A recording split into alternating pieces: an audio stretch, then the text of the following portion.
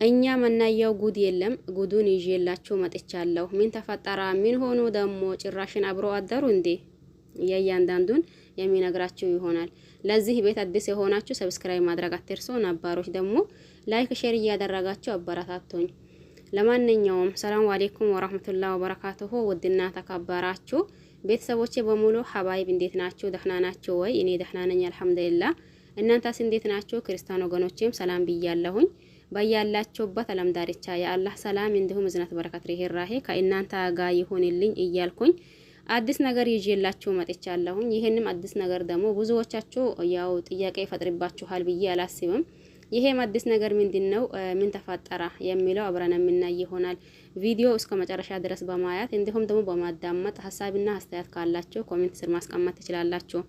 ትላንት ሁላችንም እንዳየ ነው ሄርሜላና እንዲሁም ደግሞ አብርሽ ሩም ውስጥ ተይዞ ነበር። በዚህም ሩም ውስጥ ማን ደረሰና ማን ያዛቸው የሚለው ታውቁታላችሁ ብዬ አስባለሁኝ። አቶ ኢፍሬም ወደ ሩሙ ገብቶ ነበር። ሩሙ እየተበጣበጣ እንዲሁም ደግሞ ሄርሜላን እዚህ ጋር ሲጥ አድርገ ካልገደልኳት ወይም ደግሞ ናይ ውጪና የምናወራው ወይም ደግሞ የማሳይሽ ነገር አለ ናይና ይባክሽን አሁን ከወንድሜ ችግር ማፍጠር አልፈልግም ናይ ይባክሽን ውጭ ማውጣት አለብን አንቺና አይኔ ናይ ውጪ እያላት ነበር። ሄርሜላን በዛ ሰዓት እንዴ ኤፍሬም ምን እየሆንክ ነው? ቅድም ለታኮ ይቅርታ ጠይቀኛ ነበር እንዴ? አሁን ለአሁን ደግሞ ምን ተፈጠረ እያለችው ነበር።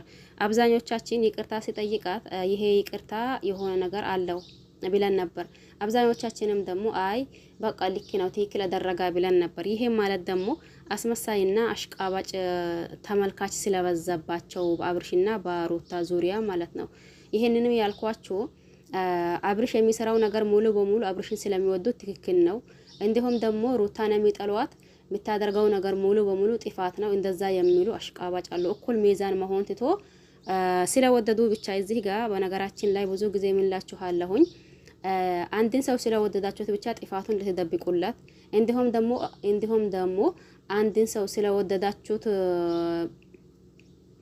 ስለጠላችሁት ብቻ ጥፋተኛ ልታደርጉት ይሄ ነገር ተገቢ ነው ብዬ አላስብም። እኩል ሚዛናዊ ሆናችሁ ሩታ ጋር ጥፋት ካለ ሩታን እንዲሁም ደግሞ አብርሽ ጋር ጥፋት ካለ አብርሽን እዚህ ጋር ተመልካች ሳይሆን አብዛኛው አስመሳይ ትክክለኛ ወዳጅ ሳይሆን ትክክለኛ አድናቂ ሳይሆን አብዛኛው አስመሳይ ነው እየመሰለኝ ያለው እኔ ማለት ነው። ለምን ብዙ ጊዜ አያለሁኝ እንደዛ ዞሮ ስትሉ ብዙ ልጆችን ታያላችሁ።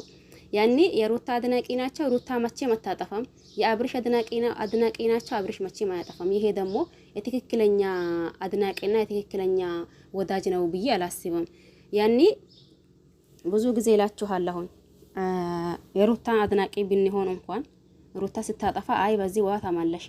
የአብርሽ አድናቂ ብንሆን እንኳን አብርሽ የሚሳሳተው ነገር እዚህ ጋር ተመልካች ካልመለሰው ምኑን ነው ያኔ አድናቆ እንዱ ዝም ብለን ቪዲዮ ማየት በቃ ያኔ አንዱን ሰው ስለወደድ ነው ብቻ ለዛ ሰው ቆሞ መከራከር ተገቢ ነው ብዬ አላስብም። አሁን ለማንኛውም እንዳያችሁት ኤፍሬምና እንዲሁም ደግሞ አብርሽ በሄርሜላ የተነሳ ተጣልተዋል።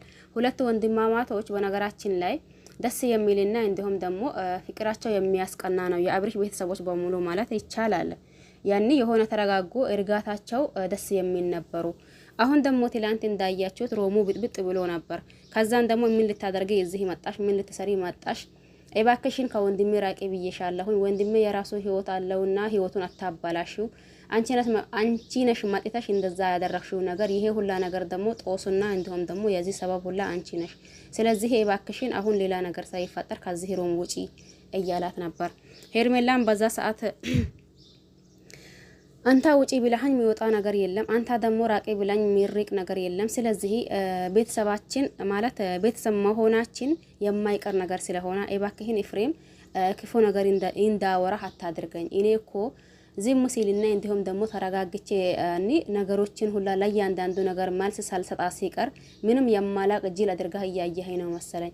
እኔ ደግሞ ወደፊት እያሰብኩ ነኝ። ወደፊት ቤተሰብነታችን የሚቀጥል ስለሆነ ይሄ ነገር እንዲህ አለኝ ወይም ደግሞ እንዲህ አለችኝ የሚባልና የሚቀመጥ ወሬ ማውራት ስላልፈለኩኝ ነኝ። ይሄንን ያክል ደግሞ የምትሆንበት ምንም ነገር የተፈጠረ ነገር ወይም ደግሞ ምንም ነገር የሆነ ነገር የለም። እኔ የወደድኩት ወንድምህን እንጂ አንተን አይደለም። አንተ ውጪ ብለሃኝ ወዴት ነው የሚወጣው? እርፍ ነገሩ ከባድ ነው እናንተ ማለት ነው። የፈሩት ይደርሳል የጠሉት ይወርሳል ይባላል። አባባል ነው መሰለኝ እናንተ ካልተሳሳትኩኝ ማለት ነው። አሁን ሄርሜላ ምን አለችው? እኔ የፈለኩት ወንድምህን እንጂ ያፈቀርኩት ወንድምህን እንጂ ካንተ ምንም አይነት ችግር የለብኝም። ከጠላኸኝ ጠላኸኝ፣ ከወደድከኝም ደግሞ ወደድከኝ። ምን ሊቀራብኝ? ስለዚህ እባክህን አሁንም ክፉ ነገር እንዳወራ አትገፋፋኝ። የምትወጣ ከሆነ ከሮሙ አንተ ራስህ ወጣ። እኔ ከሮም ወዴት ነው የሚወጣው? አልወጣም እያለች በዛን ሰዓት ይሄ አብርሽ ምን አላ? ችግሬ ከኔ ነው ወይስ ከሷ? አይ ችግሬ እኮ ከሷ ነው። ካንተ ምንም አይነት ችግር የለብኝም። ስለዚህ ችግሬ ከሷ ከሆነ የሷን ችግር ለኔ ንገረኝ። ምንድነው ያገኘህባት? ምንድነው ደግሞ ያደረገችው ነገር? አይ እሱን ላንተ አልነግርህም። ለምንድነው የማትነግረኝ ነገር? አሁን ደግሞ ከሷ አይንህን አንሳ።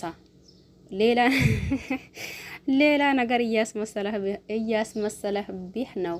ልጅቷን ወደሃት ነው ወይስ ደሞስ ምን እየሆንከ ነው? ሩታ ራሱ እንዳንተ ነገሮችን ሁላ ስለጨረስና እንዲሁም ደግሞ ስራዋም ታውቆት እንዳንተ እንደ ከመሬት ተነስታ እሪ ብላ እኔ ላይ አልጮኸችም። አንተ ደግሞ ማን ስለሆንከ ነው? ምን ስለሆንከ ነው የምትጮህ?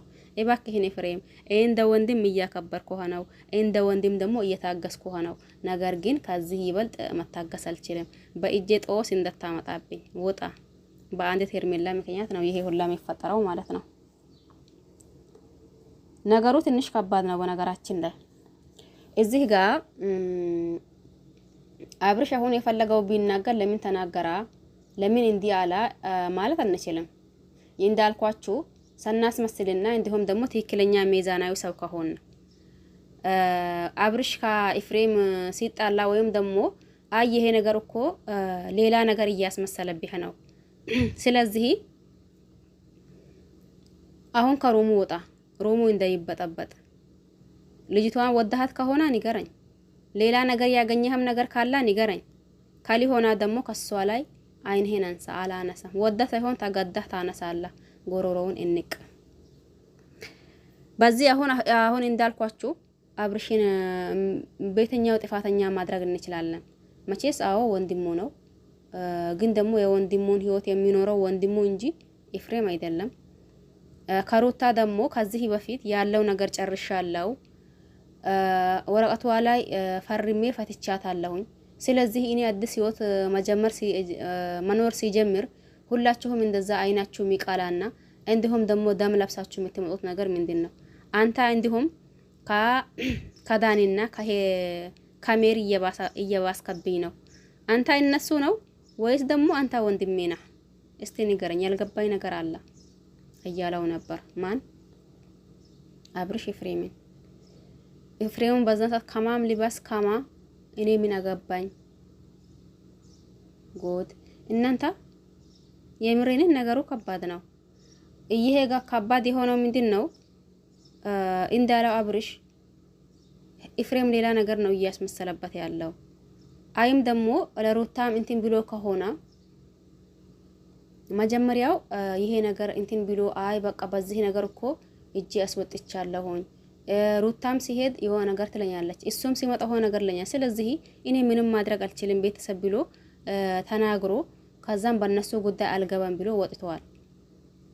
የዛኔም ብዙዎቻችን አዎ ልክ ነው ትክክል ነው የኔ የፈለገም ይሁን የፈለጋ እነሱ ከተዋደዱ አብሮ ይኖሩ፣ ካልተዋደዱ ደግሞ መለያየት ይቻላል። ስለዚህ በመሐላቸው እንዲህ አላት ወይም ደግሞ እንዲህ አላ ማለት ይሄ ወሬ ተገቢ አይደለም ብለን አውርተን ነበር። ስለዚህ አሁን ደግሞ ከሄርሜላ በዚህ ልክ እንትን ማለት ተገቢ ነው ብዬ አላስብም። እኔም በበኩሌ ወይም ደግሞ እኔም ያልኩት ነገር ምንድነው ኤፍሬም ትክክል አይደለም ነው። ሁለታቸው ማለት ማናት ሄርሜላና እንዲሁም ደግሞ አብርሽ መሄድ ባለባቸው ልክ ይሄዱ፣ መቆም ባለባቸው ልክ ይቆሙ። አይ ይሄ ነገር ብሎ አብርሽ የሆነ ነገር እንትን ብሎት ወደ ሩታ ይመለስ፣ አይም ደግሞ ወደ ሩታ ይመለስ፣ የራሱ ህይወት ይኖር። በአንድ በኩል አሁን አው ትክክል ነው ወይም ደግሞ ልክ ነው ማለት የምንችለው ማሽ ነበር መሰላችሁ? ሩታ ከማን ወንድ እንትን በትል እንዲሁም ልጁን ይዛ ብቻዋን እንትኑ ብላ እዚህ ጋር አሁን ይሄ ኤፍሬም ራሱ ጤናው ትክክል አይመስለኝም። በአንድ በኩል ሩታ ከደስታ ህይወት ጀመርኩኝ እያለች ነው።